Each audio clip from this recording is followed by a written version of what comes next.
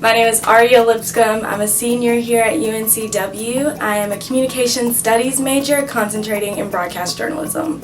And I went to England and went to Keele University. My name is Mia Jones. I'm a biology major, Spanish minor. I'm a senior now. I studied abroad in Spain.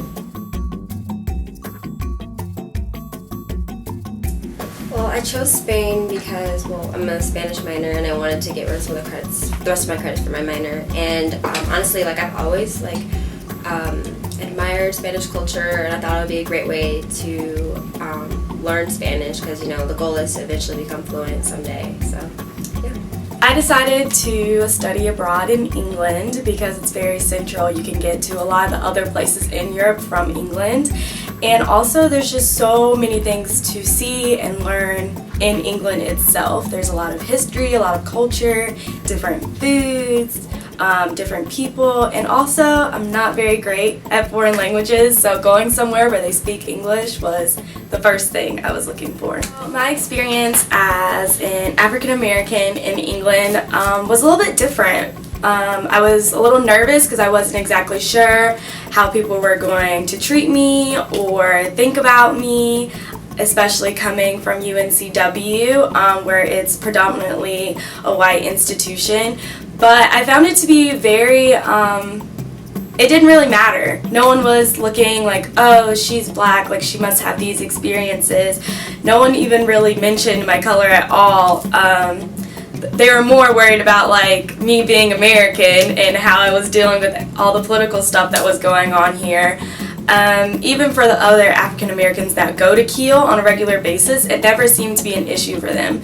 Yes, there are some people that obviously are not gonna like you because of that, but for the majority, it was non-existent, which was really awesome and a different type of vibe and environment to be in, where my color and the way I looked didn't matter. The city that I went to, El Santander, it was very, very small, and there was not any black people there, not at all. So I did get a lot of stares, because they're not used to seeing that. So it's not only am I a minority, but I'm getting all these stares. But it was a great way to start conversations, because people were like, oh, you're definitely not from Spain, so where are you from? What's it like there? And then they would ask me if I like their country, what do I like about their country. My parents were super supportive of me going abroad. My dad a little bit more than my mom. My mom was very, very fearful because there's a lot of stuff going on in Europe right now, especially England. But they also supported me in my decision making every step of the way, what school I was going to go to, the dorm I was going to live in when I went over there, and also when I got over there we talked a whole bunch, so it was really nice to just be able to connect with them on FaceTime or Skype or whatever and keep connected with what was going on here in America. My mom would text me every 3 days, are you okay? I haven't heard from you, blah, blah. You need to text me every single day. I need to know, what are you doing? Who are you talking to? Are you safe? I saw this on the news, blah, blah. So for students that are thinking about going abroad, make sure you accommodate your parents. Don't leave them out in the whirlwind like sometimes we do here at UNCW. Make sure you're communicating. Make sure you are spending time and making time for them, because not only is this a journey for you, but it's a journey for them as well. Because a lot of our parents, yes, they send us off to college a few hours away from them, but we're in a whole different country. That plane ride is 13 hours, so they can't get to you as fast as they would possibly want to. So it's up to us as students to make them feel comfortable with the decisions that we're making for our lives. And for parents, always tell us what you need. We can't give it to you unless we know. So communication is definitely key for my parents and my mom, so that's what I had to do. Oh, my parents, they weren't. I had to pretty much convince them and explain all the benefits that there would be for me to go to Spain, because, I don't know, my mom's just really paranoid. Because with everything that was happening, she was just paranoid. So I had to talk to her and tell her the benefits of me going to Spain, why it was beneficial for me to learn Spanish and how it would help me to be in Spain and learn this language because, obviously, like, if I'm around all these Spaniards, I'm going to pick up the language better. Going abroad, like, having a host family, that's definitely not, I was nervous about that, not going to lie. I was like, I don't know who these people are, but I talked to my director and he explained everything to me. He explained that there's like serious background checks that go into having to be like a host parent, and it's very rigorous to become a host parent in the first place. That's what my madre was telling me. Madre is mother in Spanish. That's what we called our parents, madre or padre.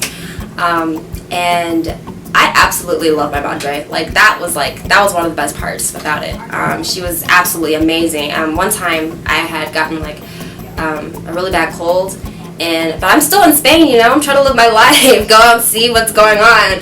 And I got up and she knew I was sick, so she was like, "Where are you going?" I was like, "I'm gonna go out with my friends." And she's like, "No, you're not. You're gonna go back to bed." And she gave me medicine, and she gave me home remedies. She put honey with hot water and stuff. She was just really looking out for me. Is my point. She was really cool. If I looked sad about something, or if I was homesick, she would ask me "What's wrong?" And she would talk to me, and she was definitely like my mother away from home, and that was really nice to have. I definitely think that having a host family is not something that should discourage you. Because if you're going abroad to learn another language, then most likely you are gonna have to stay with the host family, because that's just how most programs work. And you do learn the language better. My madre actually turned out to be a grammar teacher, so she was always on me about grammar, and that's great because my grammar in English is so good. It's just got to be better in Spanish. But host family was great. I think something that a lot of African American students can gain from studying abroad that a lot of other students from different diverse backgrounds can't is just being in an environment where, for once, your skin tone doesn't matter. No one is looking at, "Oh, you're black." No one's looking at, "Oh, she's different from me."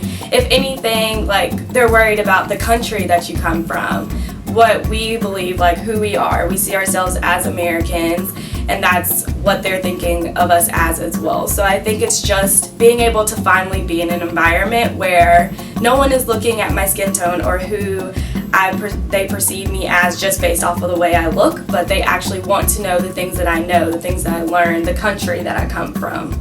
It's less about race abroad. As African Americans, we tend to not really adventure out as much, and I feel like it's really good to for us to experience other cultures, to be more enlightened in that way, because I feel like it just adds more to your growth and your character.